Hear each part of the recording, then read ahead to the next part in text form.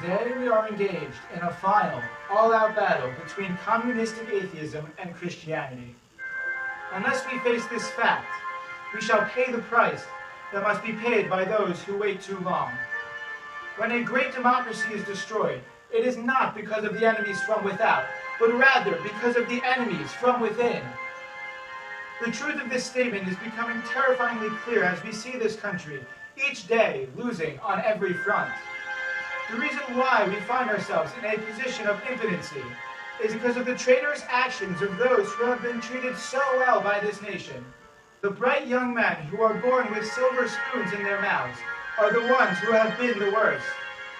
In my opinion, the State Department, which is one of the most important government departments, is thoroughly infested with communists.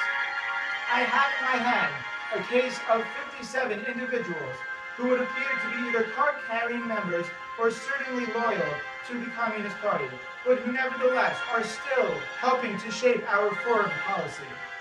These men are causing moral uprising, which will end only when the whole sorry mess of twisted, warped thinkers are swept from the national scene.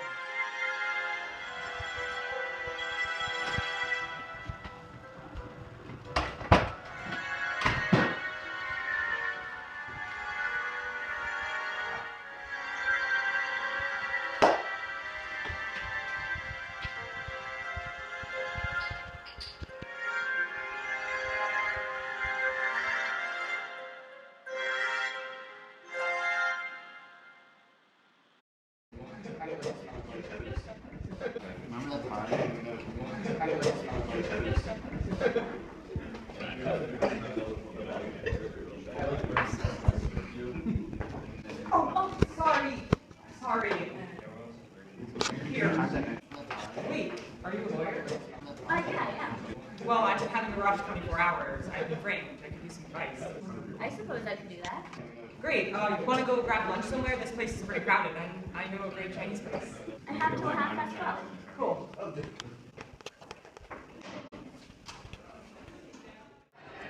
So, I never got your name.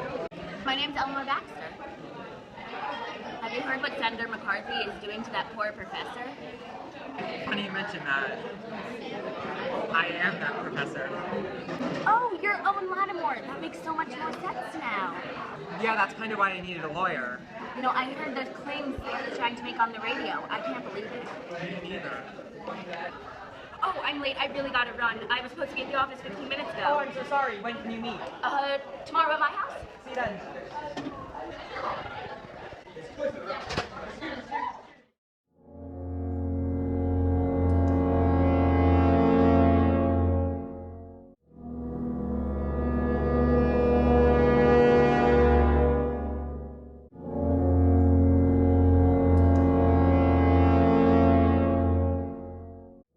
I can't believe I lost to that communist and his little lawyer. This is not over. There has to be a way to try that commie again. Why don't you just say he committed perjury? He probably didn't, but who cares? That's genius! Senator Joseph McCarthy will have his revenge.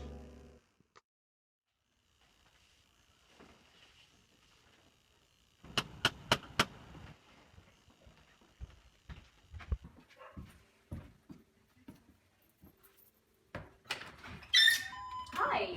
How are you? I'm okay. Yesterday, I was told that I had to appear in front of a subcommittee. Well, how'd that go? It went well. I was proven innocent because they didn't have enough evidence against me. Great, so I guess our work here is done. But then this morning, I got a call saying that I was charged with perjury. What are they saying you're lying about? I don't know. They just asked me a bunch of questions, and I said no because that's the answer. So I guess this should be pretty easy then. I don't know. Let's see what you got so far. Well, I haven't found much yet, but it's likely that Louise Boudin's will testify against you because he's been testifying against accused communists for years now. I'm not quite sure why, because he used to be a communist himself, but he renounced himself from the Communist Party in 1945. Yeah, that is rather odd. Sounds like he'll be tough to get around. Got anything else? No.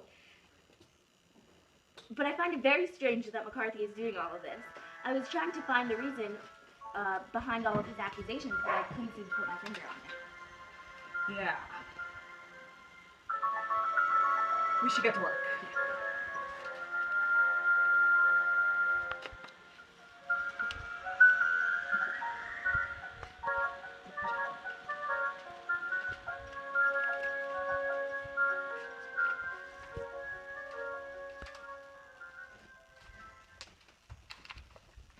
Thank you. No problem.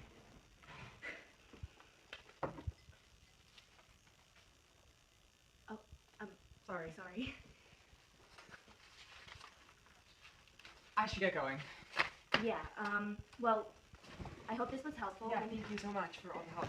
Get some rest, too. Thank you. Thank you. Bye. Bye.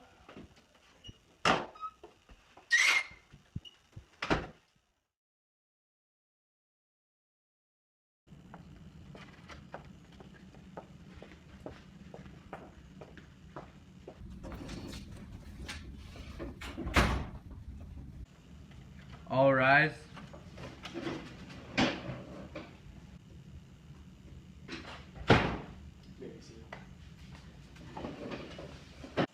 We are here today to hear the case of Joseph McCarthy versus Professor Owen Lattimore. The prosecution will proceed first. Your Honor, member of the jury, this man, Owen Lattimore, is a danger to our country. I hereby charge him of perjury in his last interrogation concerning his communist interests. Ladies and gentlemen, give this communist spy what he deserves and punish him for helping with this global crusade of communism. Thank you. Now the defendant. My name, for those of you who don't know, is Eleanor Baxter, and I will be proving this man innocent of the claims that Senator McCarthy has put on him. First, the prosecution will call up someone to the stand. Please introduce yourself, Mr. Budens. My name is Luis Budens. I am a writer and also a journalist. I was a communist, but since then I have renounced my affiliation with the Communist Party. And since then I have also joined the FBI in their investigation to rid the country of communism. What knowledge of Professor Lattimore do you have regarding communism? Professor Lattimore was not exactly a communist to my knowledge, but I know he was in China during the war and he was also involved in the Pacific Institute of Relations. Also, I know that in 1941 he met with Soviet Ambassador Umansky, and the Chicago Sunday Morning Tribune can confirm this encounter. I see. So you're saying that Mr. Lattimore met with a Soviet communist, but failed to report doing so in front of the subcommittee of Congress yesterday? Well, according to the records, yes, that's true. Thank you very much, Mr. Budens. No further questions. Ms. Baxter. I have here a manuscript of your conversations with the FBI. Owen Lattimore is not mentioned once here.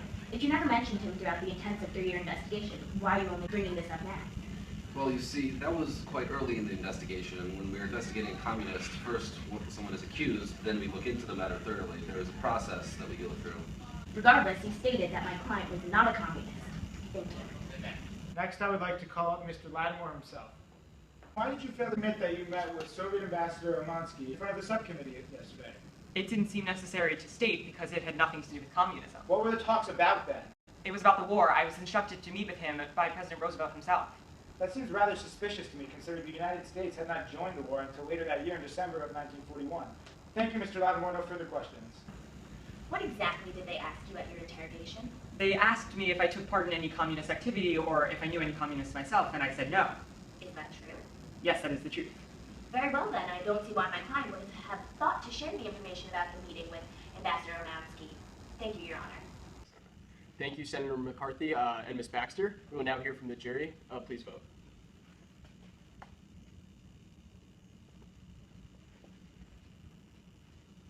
The final ruling is guilty. Mr. Lattimore, you'll be fined on account of perjury. Court adjourned. Bye, Mr. Budens. I'm sorry. Good day.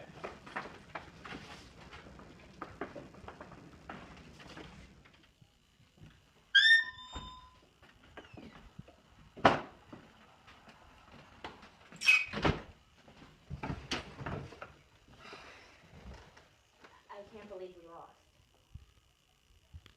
Owen, listen to me. Yeah, sorry.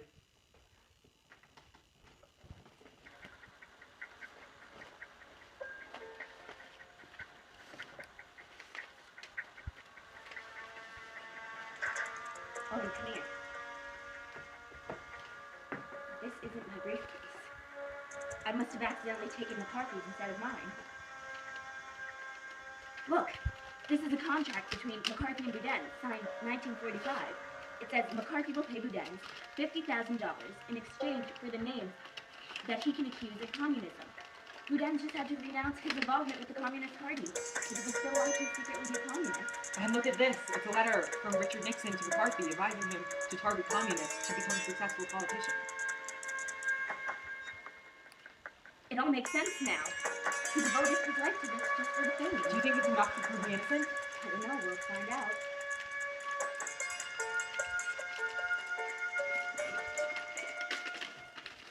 So now let's get some rest.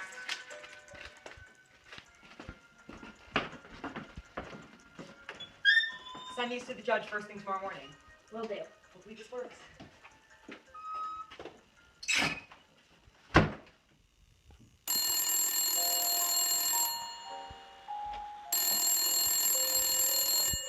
Hello? Yes, Your Honor. Hold on a moment. Eleanor, come in here. Did you get the package I sent you? Okay, good. Yes. Thank you so much, Your Honor. Have a good day. Well, you dropped the charges. I'm innocent. I'm so happy. We did it.